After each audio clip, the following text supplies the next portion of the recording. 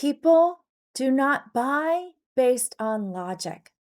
They buy based on emotions. Now, we like to believe that when we buy something, we're doing so because of logical reasons. But the case is often that we're buying because it gives us a feeling. It gives us the feeling of something that we're desiring to feel.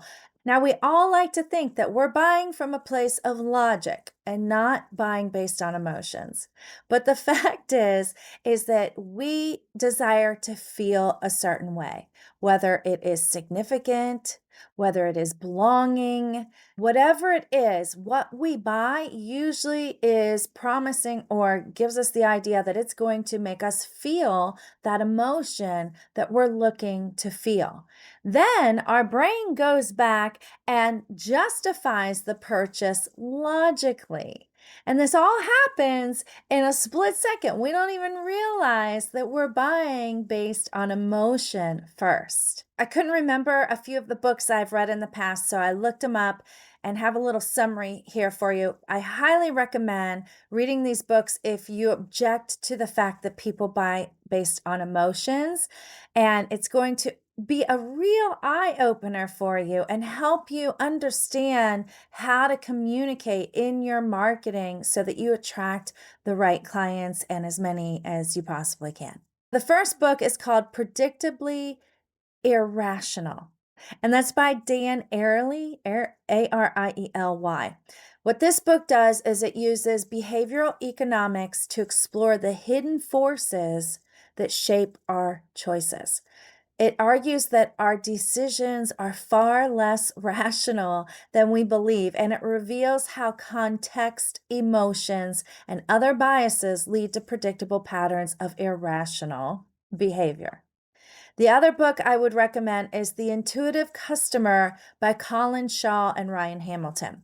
This book builds on the work of the author before and another author, and they explain how marketers can better understand consumers' instinctive gut choices.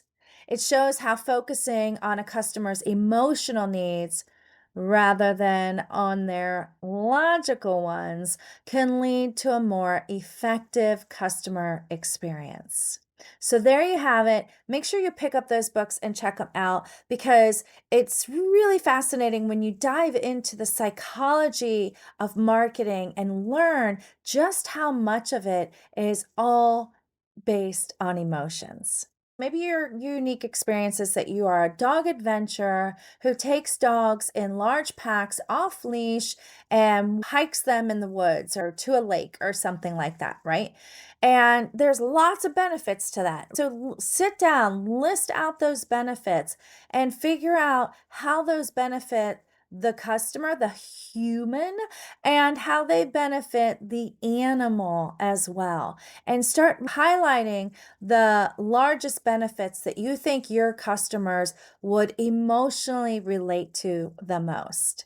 For example, I promote that by having their dogs come to me for daycare, they get to learn how to be a proper pack member. And the benefit of that is that they can take their dog anywhere. They can take their dog in public, they can take their dog to the family's homes. It doesn't matter. How many people love to be able to take their dog with them wherever they go without worrying about their dog being that dog? You know what I mean? And they can't because their dog gets reactive when they see other dogs, or they can't trust their dog from misbehaving. By highlighting the benefit to the owners, like, hey, having your dog come here, they get to learn this proper pack behavior.